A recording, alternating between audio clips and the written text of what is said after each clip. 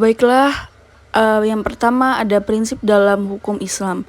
Kata prinsip berarti asas, yakni kebenaran yang menjadi pokok dasar orang berpikir, bertindak, dan sebagainya. Adapun yang dimaksud dengan prinsip-prinsip hukum Islam ialah cita-cita yang menjadi pokok dasar dan landasan atau tumpuan hukum Islam.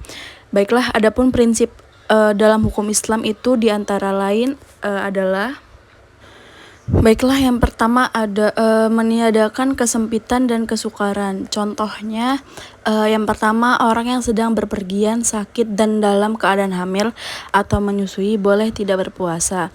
Yang kedua, orang yang tidak kuat berdiri untuk mendirikan sholat, maka ia boleh melakukannya dengan duduk. Selanjutnya, yang kedua ada sedikit pembenaan. Prinsip ini mengisyaratkan bahwa pembebanan syariat atas manusia memang ada, akan tetapi syarat yang diturunkan atau diberikan itu diterima dan adanya tanpa mempersalahkan atau mempertanyakan dapat menimbulkan kesukaran dan perdebatan atas pundak mukallaf. Terdapat kewajiban agama yang diembannya. Prinsip ini dilandasi oleh firman Allah dalam surat Al-Maidah ayat 101. Ayat tersebut menginstruksikan kepada manusia agar dapat menahan diri dari mempertanyakan masalah yang tidak ada ketetapan hukumnya. Misalnya pada waktu peraturan perundang-undangan belum diketahui dan agar permasalahannya untuk sementara dibiarkan dan kemudian permasalahannya itu dipecahkan melalui kaidah-kaidah hukum umum demi memberikan kelonggaran pada manusia. Yang ketiga, bertahap dalam menetapkan hukum. Al-Quran diturunkan secara berangsur-angsur, bukan sekaligus, sebab mengikat potensi manusia yang sangat terbatas. Hingga ketika ada ayat yang telah diturunkan, kemudian dipahami, barulah ayat lain diturunkan. Dan selanjutnya yang keempat ada memperhatikan kemaslahatan manusia. Dalam penetapan hukum selalu didasarkan pada 3 sendi pokok, yaitu yang pertama hukum ditetapkan sebagai setelah masyarakat membutuhkan hukum-hukum itu.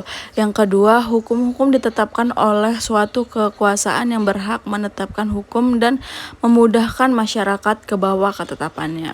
Yang ketiga, hukum-hukum ditetapkan menurut kadar kebutuhan masyarakat. Yang kelima, mewujudkan keadilan. Manusia menurut pandangan Islam adalah sama baik di hadapan Allah maupun di hadapan hukum, tanpa ada melihat kepada tinggi rendahnya suatu jabatan seseorang, tua maupun muda, melainkan seoptimalis dan semaksimal apa yang telah ia perbuat dengan hukum Allah itu sebagai mendapat predikat takwa. Selanjutnya yang kedua ada kaidah dalam hukum Islam. Kata kaidah secara etimologi berarti asas. Adapun menurut Asyuti dalam kitab Al-Asyabah wa An-Nazhair bahwa kaidah adalah hukum yang bersifat kuli atau menyeluruh atau general law yang meliput semua bagian. Macam-macam kaidah hukum Islam, yaitu yang pertama kaidah asyasiyah, segala sesuatu atau perbuatan tergantung pada tujuan. Yang kedua, adapun kebiasaan itu dapat ditetapkan sebagai hukum. Yang ketiga, kemudian kemudaharatan itu harus dihilangkan. Keempat, yang sudah diyakini tidak dapat dihapus oleh keraguan. Yang kelima, kesukaran itu mendatangkan kemudahan. Yang kedua ada kaidah khairu asyasiyah. Walaupun kedudukannya bukan sebagai kaidah asyasiyah, namun keberadaannya tetap didudukan sebagai kaidah yang penting dalam hukum Islam, karena para fuqaha sepakat akan kehujahan kaidah ini. Adapun kaidah-kaidah khairu asyiyah ini dapat adalah sebanyak 40 kaidah yang dapat kita ketahui dalam kitab Al-Asyabah wa An-Zahair karangan Imam Zalaluddin Abdurrahman bin Abi Bakar Al-Suyuti.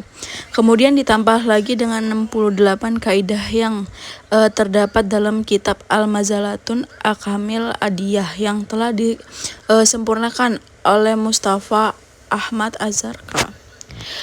Yang ketiga ada tujuan hukum Islam. Kajian tentang maksud atau tujuan ditetapkannya hukum Islam dalam merupakan kajian yang sangat menarik di bidang usul fikih. Al-Syatibi mengatakan bahwa doktrin Maqasid Asy'ariyah adalah kelanjutan yang perkembangan dari konsep maslahah. Yang terakhir ada tujuan hukum Islam. Kajian tentang maksud atau tujuan ditetapkannya hukum dalam Islam merupakan kajian yang sangat menarik dalam bidang usul fikih. Al-Syatibi mengatakan bahwa doktrin Maqasid Asy'ariyah adalah kelanjutan dan perkembangan dari konsep maslahatnya.